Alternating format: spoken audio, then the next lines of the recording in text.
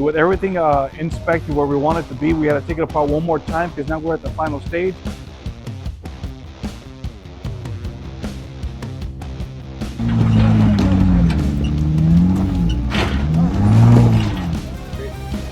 It is a dial with an SUV going downhill. That is your downhill assist.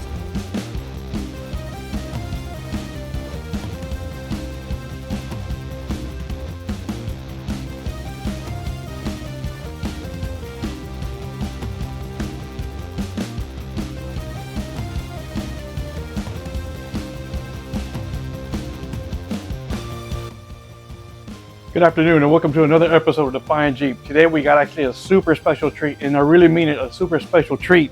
Something I decided to get just because, oh, you know, all my buddies got it. I wanted it too. I managed to save a few dollars, and I went ahead and I ordered it for me. And today we're going to be installing the APEX AUTolynx sway bar disconnects. Let's go and unbox it. Man, this is exciting. All right, so once again, I'm going to ask you for your forgiveness about my mess. I got a very tight working or very confined area. So again, I'm using my garbage can lids as a bench just to show you what's going on. But let's go ahead and unbox the APEX AUTolynx. This is going to be fun. Beautiful box. All righty. So it got a pamphlet of instructions over here. We got a little shipping label of some sort. We got a package of fasteners and Loctite. Loctite's good. Let me see what else we got here. Anything else? Anything else? Here we go. Another package of fasteners. Okay, these washers and these, I don't know what to call these, like large ferrules. I'm going to explain about those in a minute. Let's see what else we got in the box. Ooh, that looks about it. Let's go ahead and toss that box to the side. Good looking box though. All right. Did I bring my knife? No, of course I didn't bring my knife. I'm not that prepared. I'm too excited. Gonna take that off of there. Ooh, look at these beauties. Isn't that something else? Now, this is the newer model one. Before they did come in this nice, looking like polished aluminum in a blue knob. Now these are more gunmetal with a black knob. And these are just the newer ones. The previous ones, they work just the same.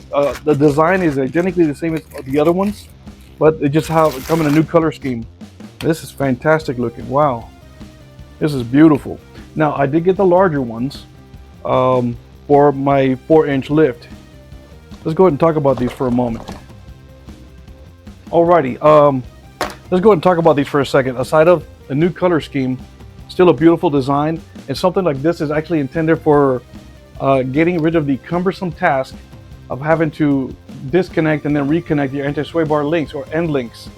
This right here, how this works is these are going to be permanently fixed. There is a driver's side and a passenger side, depending on how you mount this part right here, because you can see that it's on one side. So if it was like this, it'd be for the other.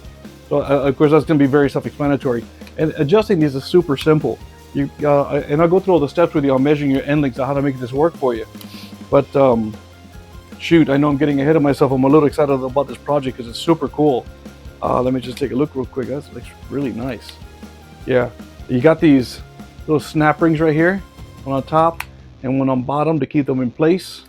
And of course you got a jam nut also, which is a very nice. Now this is a beautiful construction. The one thing to consider, and I'll probably talk about it later, is you have this silicone covered little something right here. Don't mess with that. Leave it alone. If you tamper with that, it voids the warranty of the product, and that is as per the manufacturer. It's even in their instruction book. Do not mess with that. You'll void the warranty. And for the couple dollars that this thing costs, you really don't want to do that. But this thing is like mad out beautiful, man. My God. Oh yeah, I see how it works. That's neat. Right on. Okay, let's go ahead and let's get started. I'm going to go ahead and assemble one for you to show you how easy it is to put these together and make it work for you. Alrighty, we're going to go ahead and get started. We're going to measure this. Now, before I do so, there are a few things that you want to pay attention. Let me see if I can bring it to you. Right on, because it's such a cylinder, I'm going to call this part the face because that's where the logo is. And then, of course, you have all these little markings. So the first thing you're going to do is you are going to identify the length of your end link. So let's take, for instance, if you have a factory one or an aftermarket that looks factory. And what I mean by that is something like this. It's got two eyes, one on each end. All you're gonna do is measure the center of the eye to the center of the other eye, and from your measurement right there, you are going to find that particular measurement right here. Now you got the marking with the two arrows. It's gonna let you know where to put the snap rings or the C-rings, and that is gonna be for the bottom ring. Just keep that in mind. The measurement you take for your end link is gonna be for the bottom ring. Okay. That being said, there is another type. Let's put this down for a second. And as I had mentioned earlier, and I mentioned this in the previous video, I have a 4-inch lift kit, but my end links are eyelet to stem. And of course, you're going to measure this with all this other hardware, and you're going to make this assembled where you're going to expose the eye and expose the stem. And I've done so, and I've measured mine from center to center at 10 1/4. So that being said, I got fortunate and mine's already there because I had taken the snack rings off where I moved this one up and I moved this one down, and I was already in the right spot for 10 1/4. So I got really lucky on that. But as far as these rings goes, and most of you guys are mechanically inclined, you can either use a pair of snap ring pliers, but you want to be real careful not to over expand this ring, or like me, everybody knows I love my handy dandy little mechanic's pocket screwdriver. I just picked at the ring, wedged it out enough where I can work it around. Now, the coating or the surface on this is somewhat scratch resistant, but you still want to be careful not to really damage the surface because, you know, it's a very pretty product and it's brand new and it's beautiful and you want to keep looking at it nice. So, but yeah, we're ready to go. At this part right here, mine's actually already adjusted. Actually, it's not. I'm going to have to remove this ring again. I'm going to have to remove this ring and move it up because I need to expose the jam nut, because what I'm going to do is I'm going to put some of this Loctite on there. So let's go ahead and get that done. All right, so of course, you know, y'all know me, I got big clumsy hands and I want to expose that ring. So here it is right here. I'm just going to use my little pocket screwdriver and I'm going to try and wedge out this ring, which is probably going to be a little bit of a bear because the jam nut is so close to it. Probably be different if I had this much distance, but I don't. But it's okay. We're gonna work it as best we can. And the whole idea that why I'm doing this is just so I can put some thread locker on the jam nut itself. You know, I'm sure I can tighten it enough where I don't have to fear that it's going to come loose or whatnot. But you know, as long as we're in here, let's do it right. So that's our plan, anyways. If I can get this over here. Alrighty, sorry for the little delay. This is my mess up right here, but I went ahead and I got the ring off. It was right here. I got it slid right here. It gives me enough space to slide that. That means that I have enough space to move this jam nut. Now I'm just trying to cover my bases, make sure I didn't forget anything. Alright, so it's fully loose right here. You can see that. Now they do provide you a little bit of this blue Loctite. Now it doesn't take a lot. Remember, this is Loctite. A little goes a long way. So we're going to put maybe about 4 drops. We're going to go 2 on this side right here. If I can squeeze out of this little tube. Because they gave you such a dinky little tube. But then again, nothing normal. You know, I'm out of the normal because when you buy it at the parts house, it's in a little tube anyways. There's some there. Who knows, this has probably been in storage for a while. It's dried up a little bit. There you go, got a drop there. Go ahead and spin this around a little bit. Let me get some opposing threads. And yeah, even though it's not a lot, it is Loctite, and a little does go a long way. Ooh, that's a good one. And perfect. All right, so let's put the cap back on here. What we're gonna do at this point, we're gonna take our jam nut and we're gonna wind it all the way in. So now what we're doing is we are spreading the Loctite over the threads. All right, so now that it's all the way down, we're gonna bring our snap ring all the way back down. I don't know if you heard that snap, but it clicked in place. Let's look around and make sure it's all in the groove. Perfect. All right, so now that there, I'm gonna take the jam nut and I am gonna wind it upward in a sense that I'm gonna bottom it out, but going in the other direction. That feels pretty good. I'm keeping in mind that I want to keep the Apex logo facing forward. This way the knob is facing forward when it's locked, and it's going to be uniform with the other side when I get that one installed. All right, so right now it's looking good. Alrighty, so this is super simple. This one really is ready to go. All I got to do is install it. Now, before I do that, if you have, you know what? Let me talk to you for a second. Alrighty, so now as far as the end links goes, if you're removing the original ones, remember you have, I believe it's an M12 bolt on the bottom and should be similar on top. Just get the appropriate ratchet and wrench. I believe it's an 18 millimeter for the factory ones. It's been a while for me, I can't remember. But yeah, go ahead and take those off, remove the factory bolts. Now keep the lower bolts. That's important. You're gonna reuse the factory lower bolts. As far as the upper, this is self-explanatory right here. In this case, where I had an aftermarket longer end link for my lift kit, this part right here is actually threaded on one side, but it's slip bolt, so that when I take this off and put it back on, it slips right in place. And this one right here is just an integral ball joint kind of thing.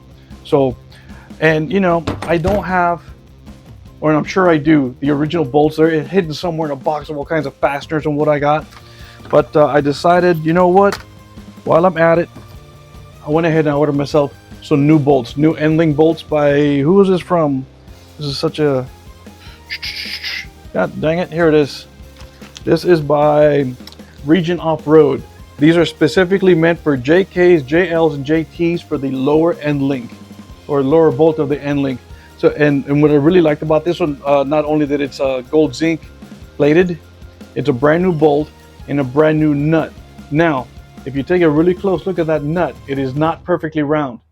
This nut is a crimp nut, meaning that it's got a specific shape to it and it goes on really tight. So once it's in there, I'm going to torque it down to 60 psi and it's going to stay in its place. Now for the upper bolt, what did I do with it? Here it is. The upper portion of that, let me get this out. They provided a nice kind of weird dome-shaped washer, and the cup side is going to go on the inside. The rounded off side is going to go on the outside, or by this nut, because it's got knurls on it, and that's going to help with the locking mechanism. Aside that this is a nylock, it's a nylon joint kind of nut, so it's got two secure ways of not backing out. So we're going to go ahead and get this done, and it's really that, just get your appropriate wrenches and sockets, and that's what I'm going to do right now. I'm just going to bolt it on. And this really is just two bolts. I'm not going to show you that. You know, you've done it before. Let's just go ahead and bolt it together. I'm going to show you the end result. Oh, you know what? I will show you the end result. But you know what? Let me do something. I am going to do you a little tech favor. Hang on, let me flip this around. All right, so when taking them off and putting them back on, do yourself a solid, because you have this bracket right here, and I know it's a bit dark. I'm losing light here, but this bracket's in the way. So my best advice is to remove the lower bolt first, then lower the sway bar to give yourself more space to get to those bolts. But alrighty, let me get to it. I'm gonna go ahead and bolt this together. Ooh, dang it, that was bad. Oh my God. So yeah, I'm gonna go ahead and bolt it together, and I know I'm losing light, and it was kind of hasty to get this done because I really want to get it done. I got a trail ride coming up tomorrow, and I really want to be prepared for it, and I want to take these out for a test. So yeah, let me just get this all bolted together, and I'll show you the end result.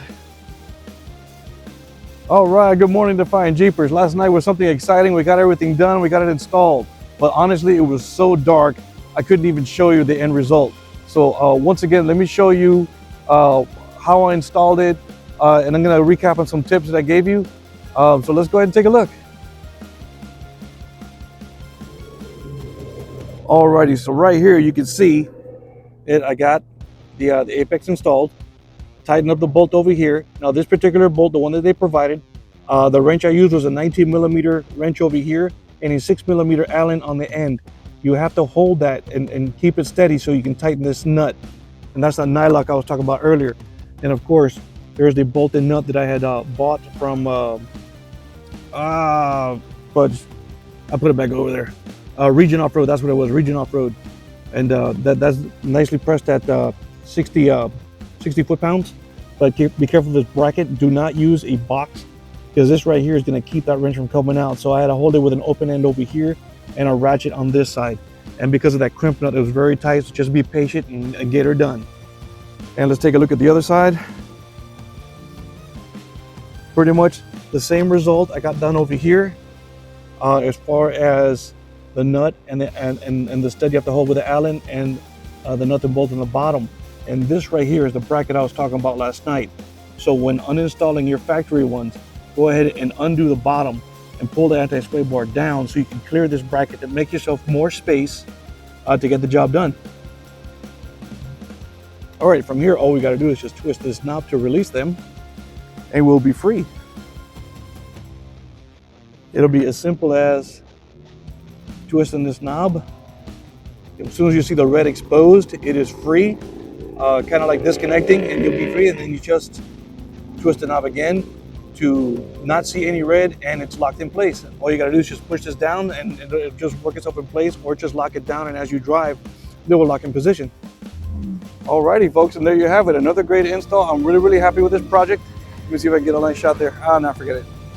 I am definitely happy with this project. Today is going to be the first run of it since I installed them last night. As soon as I get to the trailhead, it's going to be easy. Like I said, just turn those knobs, enjoy the trail, and when I get to the end of the trail, just lock them back in place.